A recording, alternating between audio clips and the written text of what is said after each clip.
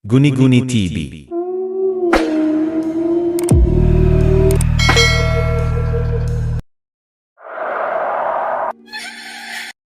Ang ikukwento ko na naman sa inyo ay ang karanasan ng kuya ko. Si Kuya Dave ay isang seaman. Mga 6 na taon na siyang nagsisiman. Tuwing umuwi siya rito sa Pilipinas, ay nagkikita-kita silang magkakaibigan. Mga dati niya itong mga kaklase, nung mga high school pa sila. 6 silang magkakaibigan, para silang magkakapatid. Taong 2011 nang namatay ang isa nilang kaibigan. Hindi nakauwi si kuya. Ayaw siyang payagan ng amo nila kahit na anong paalam niya. Iyak nang iyak si kuya nang nalaman niya na namatay na ang kaibigan niya. Inatake raw ito sa puso. 2012 nang umuwi dito sa Pilipinas si kuya. Tinawagan niya agad ang mga kaibigan niya. Nagkita-kita silang 5. Ang namatay nilang kaibigan ay masayahin. Lagi itong nagpapatawa sa kanila. Masayang nagkukwentuhan sila kuya at nagiinuman nang bigla silang nalungkot. Naalala nila ang kaibigan nilang namatay.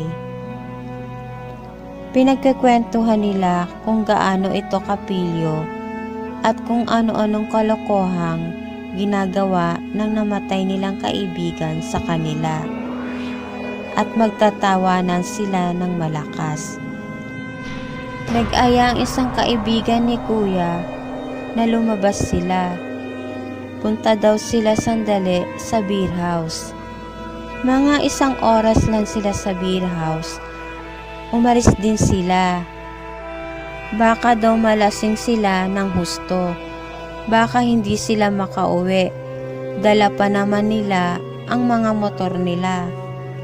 Mga 12:00 na ng gabi nang nag-aya ang isa niyang kaibigan na dumaan muna daw sila sa kaibigan nila sa sementeryo. Dahil sa medyo lasing na sila, kahit na hating gabi na, ay pumasok sila sa loob ng sementeryo. Bumaba sila at pinuntahan ang puntod ng kaibigan nila. Kinumusta nila ito at kwentuhan ang kaibigan nila. Nagpunta raw sila para kumustahin ang kaibigan nila. Nagbiro ang isang kaibigan ni kuya na isama na raw sila, sabi sa puntod ng kaibigan nilang namatay. Nagtawanan sila. Masaya silang 5 magkakaibigan nang makarinig sila ng lalaking umiiyak. Ang akala nila ay isa sa kanila ang nagbibiro. At nang may boses silang narinig na nakakatakot, parang nanggagaling sa ilalim ng lupa. Nagbiro na naman ang isang kaibigan ni kuya. Pare, wag mo naman kaming takutin. Hindi kami matatapang. Alam mo naman na duwag kami. Takot kami sa multo. At nagtawanan ulit sila kuya. Nang makarinig na naman sila na may umuungol ng malakas. Kahit lasing sila, ay nakaramdam sila ng takot. Bigla silang nagtakbuhang 5 papunta sa kanilang mga motor. Nakasakay agad ang isang kasama nila kuya. Pinaharurot nito ang kanyang motor. Nang pasakay na si kuya sa kanyang motor, ay biglang umupo sa likuran niya ang isa niyang kaibigan. Takot na takot ito. Pare, bilisan mo. Sinilyapan ni kuya ang 2 niyang kasama. hindi rin nila ma-start ang kanilang mga motor. Bumaba ang kaibigan ni Kuya. Hindi kasi mapaandar ni Kuya ang motor niya sa sobrang takot. Nang mapaandar na ni Kuya ang motor niya, ang akala niya ay bumalik uli ang kaibigan niya para umangkas sa likod niya. Habang pinapaandar na niya ang motor, ay tumingin siya sa side mirror niya. Nakita niya na hindi ang kaibigan niya ang nakasakay sa hulihan ng motor, kundi isang lalaki na nakaputi. Maitim ang mga mata at puting-puti ang mukha nito. Galit daw itong nakatingin sa kuya ko. Takot na takot siya. Gusto na raw niyang tumalon sa motor at tumakbo na lang. Hindi na siya makahinga sa sobrang takot.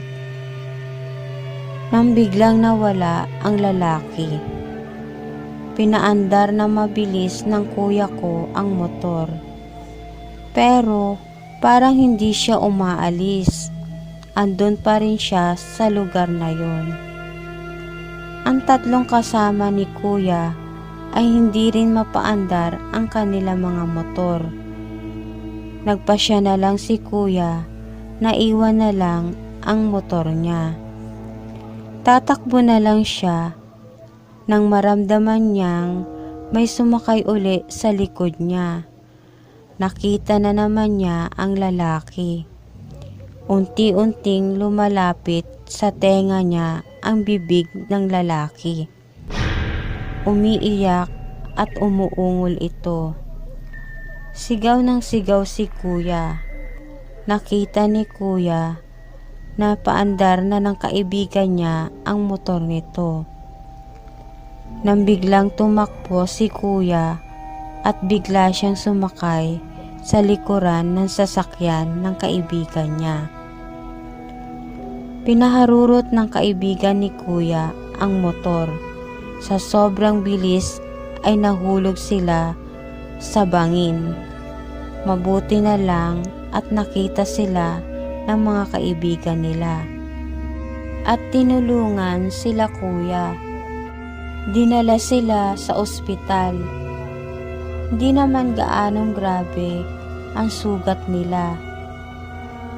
Pinakuha na lang ni kuya ang motor niya sa sementeryo. Talaga palang may nagpapakita sa lugar na yun. At yung bangin ay taon-taon daw na kumukuha yun. Mabuti na lang at nakaligtas sila kuya. Tahimik lamang ang mga kaibigan ni kuya. Iniisip nila na totoo pala ang multo.